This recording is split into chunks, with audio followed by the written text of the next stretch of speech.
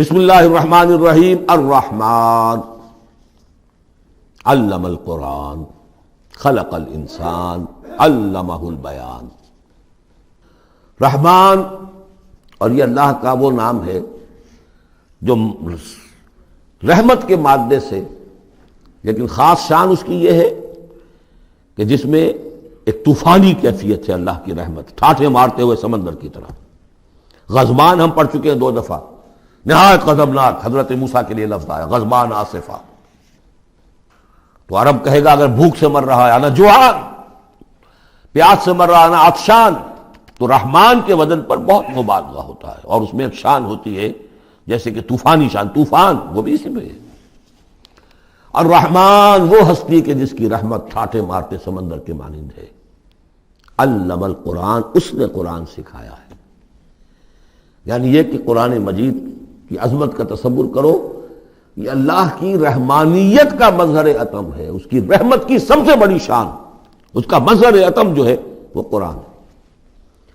دوسری بات یہ، اللہ کے ناموں میں چوٹی کا نام رحمان ہے، بہت پسندیدہ۔ رحمت کی تو ضرورت ہر شخص کو ہے۔ حضور نے فرمایا میں بھی مستغنی نہیں۔ آپ نے ایک موقع پہ فرمایا کہ کوشش جنت میں صرف اپنے اعمال کی بنیاد پر نہیں جائے گا جب تک کہ رحمت خداوندی دستگیری نہ کرے۔ اور حضرت عائشہ سے ہے یہ روایت۔ حضرت عائشہ نے پوچھ لیا، ظاہر بات ہے میاں بیوی کے درمیان ایک بے تکلفی بھی ہوتی ہے، کہ کیا حضور آپ بھی؟ آپ نے فرمایا ہاں میں بھی۔ الا ان یتغمدنی ربی برحمتہ، میں بھی جنت میں نہیں جا سکوں گا مگر اس صورت میں کہ میرا رب مجھے اپنی رحمت سے ڈھانپ لے۔ تو رحمان چوٹی کا نام ہے اللہ کے ناموں میں سے، اور جو علم اللہ نے دیا ہے انسان کو اس میں چوٹی کا علم قرآن ہے۔ ایک علم وہ ہے ریویلڈ نالج جس کی چوٹی یہ ہے، ایک علم ہے ایکوائرڈ نالج، رفتہ رفتہ انسان جا رہا ہے، لیکن سب سے اونچا علم، سب سے بڑا علم خلق الانسان، اسی نے انسان کو بنایا، اور اس کی کریشن کا کلائمیکس انسان ہے، تخلیق کی معراج انسان ہے۔ خلقتہ بیدی، اپنے دونوں ہاتھوں سے بنایا ہے، جس میں عالم امر اور عالم خلق جمع ہو گئے۔ اس سے آگے علمہ البیان، جو صلاحیتیں انسان کو دی ہیں ان میں چوٹی کی صلاحیت جو ہے بیان ہے۔ انسان کو کہا گیا حیوان ناطق، نطق، قوت بیان۔ اور یہ بات ہمیں معلوم ہے کہ یہ جو انسان کا جو برین ہے، ظاہر بات ہے گوریلاز میں بھی ہے، چمپینزیز میں بھی ہے، اور بھی حیوانات کے اندر بھی ہے، گھوڑے کا بھی برین ہے، لیکن یہ برین جیسے جیسے رفتہ رفتہ لوئر اینیمل سے اوپر آپ آ کر دیکھتے ہیں، ہائیسٹ انسان کے اندر آ کر اس کا جو گرے میٹر ہے، وہ جو ہائیسٹ ایوالوڈ فارم ہے، اس میں مختلف ایریاز ہیں۔ یہ ویژن کا ایریا ہے، آنکھ سے جو انفارمیشن جا رہی ہے وہ پھر ڈسائفر ہوتی ہے گرے میٹر کے اس پچھلے حصے کے اندر، ہیئرنگ ایریا ہے۔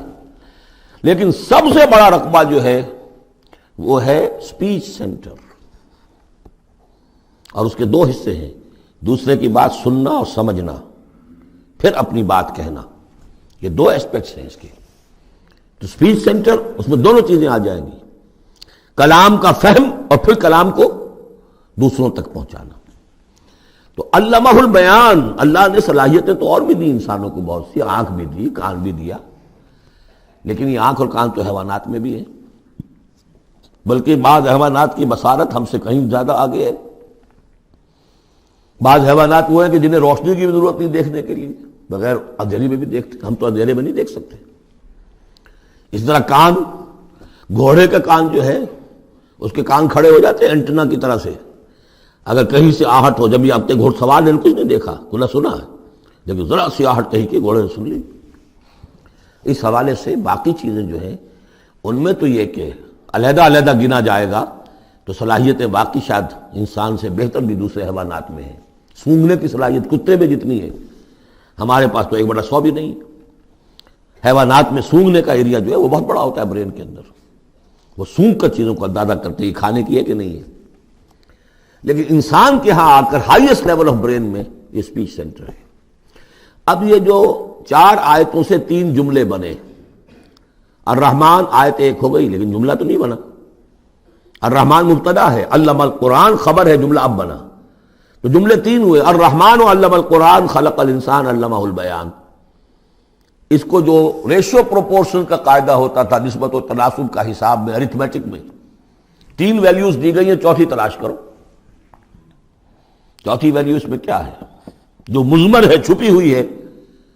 انسان کو جو بہترین صلاحیت اللہ نے دی ہے قوت بیان، اس کا مصرف بھی ہونا چاہیے بہترین۔ اس کا بہترین مصرف یہ ہے کہ قرآن سمجھو اور سمجھاؤ، قرآن پڑھو اور پڑھاؤ۔ جیسے کہاوت ہے کہ توپ اس لیے نہیں بنتی کہ اس سے مکھیاں ماری جائیں، اسی طرح اتنی بڑی صلاحیت جو تمہیں اللہ نے دی ہے، اسی صلاحیت کو وکلاء استعمال کرتے ہیں، جو اچھا آرگو کر سکے اس کی فیس بڑھتی چلی جاتی۔ ڈیماگوگ کوئی لیڈر ہے، بڑی اچھی تقریر کر سکتا ہے، وہ مرنے مارنے پر جو ہے مجمع کو آمادہ کر دے گا، لوگوں کو آمادہ کر دے گا، وہ اپنی گردنیں کٹوا دیں گے، لیڈر بن جائے گا۔ تو یہ صلاحیت جو ہے اس لیے نہیں ہے کہ تو دنیا میں لیڈریاں اپنی بناؤ اس کے ذریعے سے، اس کا مصرف کیا ہے؟ قرآن سمجھو اور سمجھاؤ۔ یہ ہے بیان، اللہ کا بیان۔ اس بیان کو سمجھنا، پہلے تو اسپیچ سینٹر کا وہ حصہ جو ہے اس کو سمجھے، اور پھر اسپیچ سینٹر کا جو دوسرا جو حصہ ہے وہ اس کو بیان کرے۔ چنانچہ اس کو کھول کر بیان کر دیا محمد رسول اللہ صلی اللہ علیہ وسلم نے۔ حدیث ہے آپ کی جس کے راوی ہیں عثمان ابن عفان۔ دیکھیے نام کے اندر بھی وہ قافیہ مل رہا ہے، الرحمن علم القرآن خلق الانسان علمہ البیان عن عثمان ابن عفان۔ اب عفان کے بیٹے عثمان نے روایت کیا، حضور نے فرمایا خیرکم من تعلم القرآن وعلمہ، اور خیر یہاں پر سپرلیٹو کے سنس میں آ رہا ہے، تم میں بہترین لوگ وہ ہیں جو قرآن سیکھیں اور سکھائیں۔ اب سورہ قمر کے فوراً بعد یہ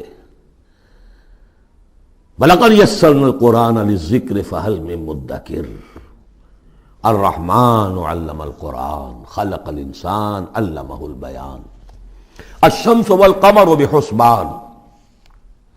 یہ سورج اور چاند سب ایک حساب کے ساتھ ہیں، ان کی گردش حساب کے ساتھ ہے، اسی حساب سے دن بن رہے ہیں، راتیں بن رہی ہیں، ہفتے اور سال اور مہینے بن رہے ہیں۔ والنجم والشجر یسجدان، نجم جو ہے تو ستارے، سورج اور چاند کے مناسبت سے تو اس کے لیے ستارے کی مفہوم ہے، لیکن نجم جو عربی زبان میں جھاڑیوں کو بھی کہتے ہیں جو زمین میں ہوتی ہیں، کیونکہ یہ ستارے بھی زمین میں اتنے نظر آتے ہیں جیسے کہ جھاڑیاں ہوں۔ والنجم والشجر یسجدان، شجر کے حوالے سے ترجمہ کرتے ہیں تو وہ جھاڑیاں، یہ بھی سجدہ کرتے ہیں، اللہ کے سامنے سربسجود ہوتے ہیں، ان کے سائے، جیسا کہ کئی دفعہ آ چکا ہے۔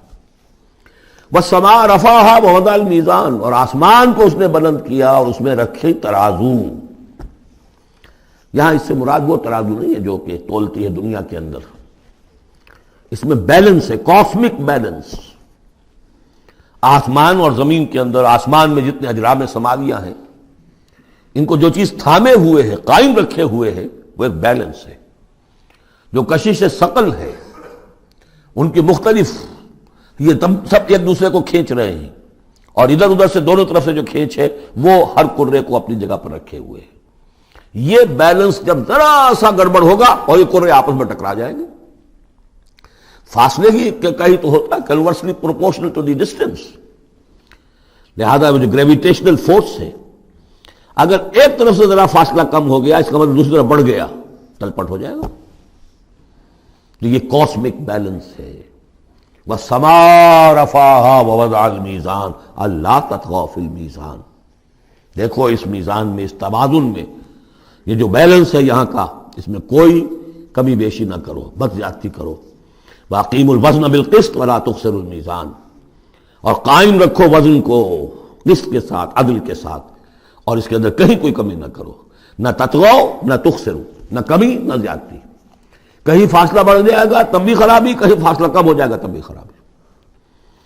وَالْأَرْضَ وَضَعَهَا لِلْأَنَامِ، الفاظ کی مناسبت سے بعض لوگوں نے سمجھا کہ ترازو ہی مراد ہے، تو ٹھیک ہے، اس میں کوئی حرج نہیں ہے اگر مراد لی جائے، لیکن ترتیب دیکھیے جس طرح یہ آ رہا ہے، الشمس والقمر بحسبان۔ اب اس کے حوالے سے یہ گویا کہ کاسموس کی بات ہو رہی ہے، اس کاسموس کی بات کے بعد نیچے اتر کے وَالْأَرْضَ وَضَعَهَا لِلْأَنَامِ، تدریجاً نیچے آ رہے ہیں، اور زمین کو ہم نے بنا دیا، رکھ دیا لوگوں کے لیے، پست کر دیا، ان کے قدموں میں بچھا دیا اپنی مخلوقات کے لیے۔ اور مخلوقات میں انسان بھی ہیں، جنات بھی ہیں۔ فیہا فاکہۃ، اس میں میوے ہیں، والنخل، اور کھجوریں ہیں، ذات الاکمام، جن پر کے غلاف چڑھے ہوتے ہیں، والحب ذو العصف، اور اناج ہے جس کے ساتھ بس بھی ہوتا ہے، والریحان، اس کے دو ترجمے ہیں، ایک تو یہ کہ اور خوشبودار پھول بھی ہیں، یا یہ کہ اور دوسری غذائیں بھی ہیں۔ فَبِأَيِّ آلَاءِ رَبِّكُمَا تُكَذِّبَانِ، عام طور پر جو ترجمہ ہے اس میں آلہ کا ترجمہ کیا گیا ہے نعمتیں، لیکن اصل میں یہاں نعمت، قدرت، ان دونوں کو جمع کیجیے۔ کہیں وہ نعمت کا تذکرہ ہے، کہیں اللہ کی قدرت کا ذکر ہے، اس کی قدرت کی نشانیاں ہیں۔ فَبِأَيِّ آلَاءِ رَبِّكُمَا تُكَذِّبَانِ، تو تم اپنے رب کی کون کون سی نعمتوں اور قدرتوں کا انکار کرو گے۔ تکذبان صیغہ ہے تثنیہ کا، دونوں سے خطاب ہو رہا ہے، انسانوں سے اور جنوں سے، اور یہ بات آگے چل کر واضح ہو جائے گی۔ خلق الانسان من صلصال کالفخار، ہم نے بنایا انسان کو اس صلصال سے، اس سوکھی ہوئی خشک مٹی سے، وہ گارا سنا ہوا گورا، صلصال من حمئی مسنون، اور جب وہ اتنا سوکھ گیا کہ کھنکنے لگا، کالفخار، جیسے ٹھیکرا ہوتا ہے، اسے بنایا۔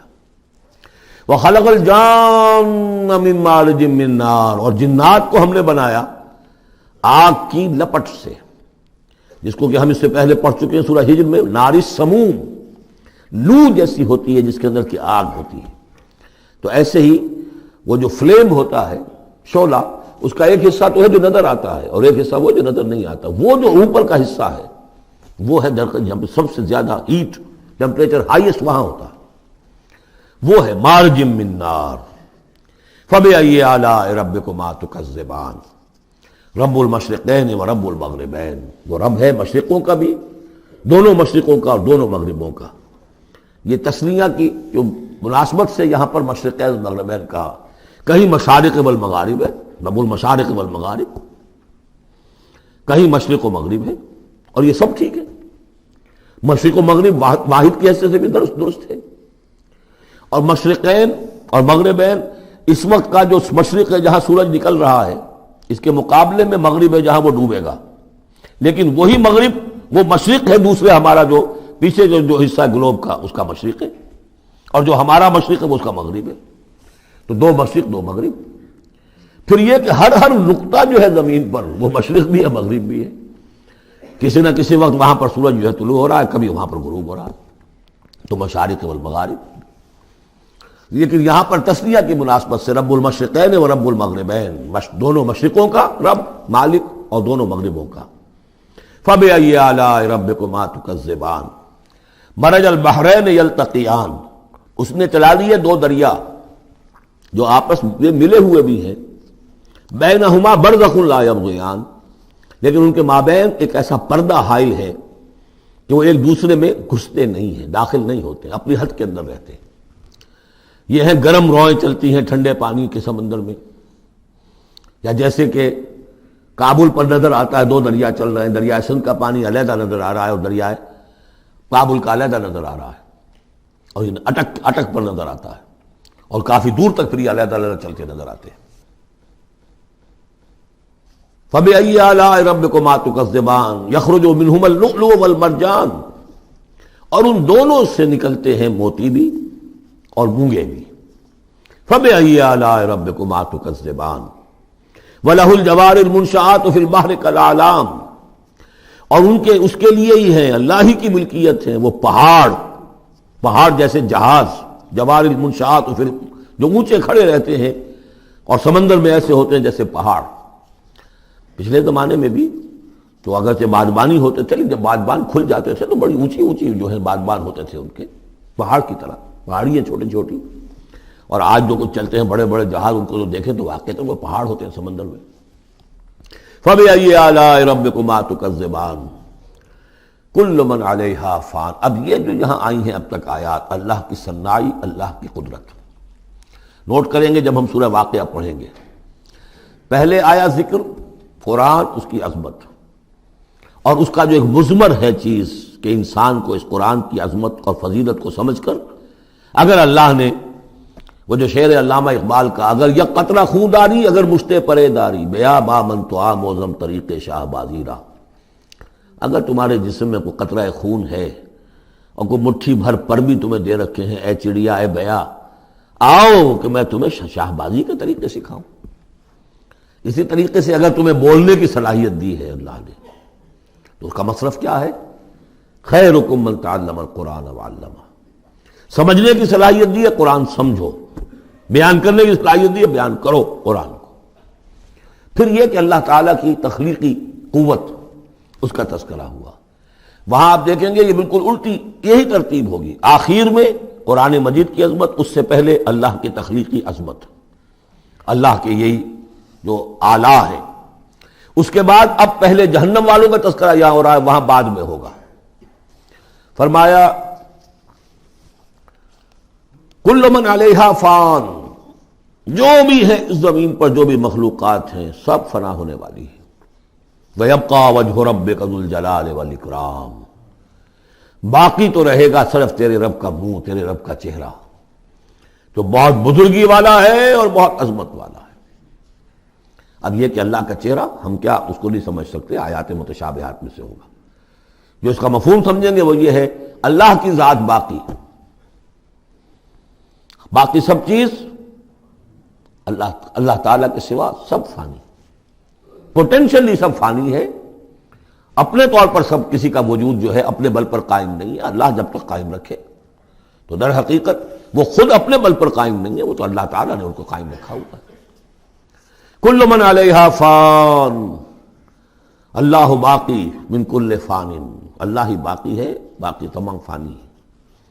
وَيَبْقَى وَجْهُ رَبِّكَ ذُو الْجَلَالِ وَالْإِكْرَامِ فَبِأَيِّ آلَاءِ رَبِّكُمَا تُكَذِّبَانِ يَسْأَلُهُ مَنْ فِي السَّمَاوَاتِ وَالْأَرْضِ، جو بھی ہیں آسمان اور زمین میں وہ سب اس کے در کے سوالی ہیں، اسی سے مانگ رہے ہیں۔ وجود بھی ملا ہے اسی سے، حیات کسی کے پاس ہے دی ہوئی ہے اسی کی، کوئی صلاحیت ہے تو دی ہوئی ہے اسی کی، کوئی ذہانت ہے تو دی ہوئی ہے اسی کی، روز کا رزق جو آ رہا ہے اسی کا عطا کرنا، ہر ایک سائل ہے۔ واللہ هو الغنی وانتم الفقراء، تم سب کے سب محتاج ہو، تمہارا وجود مستعار، تمہاری حیات مستعار، تمہیں علم جو دیا اس نے دیا جتنا دیا،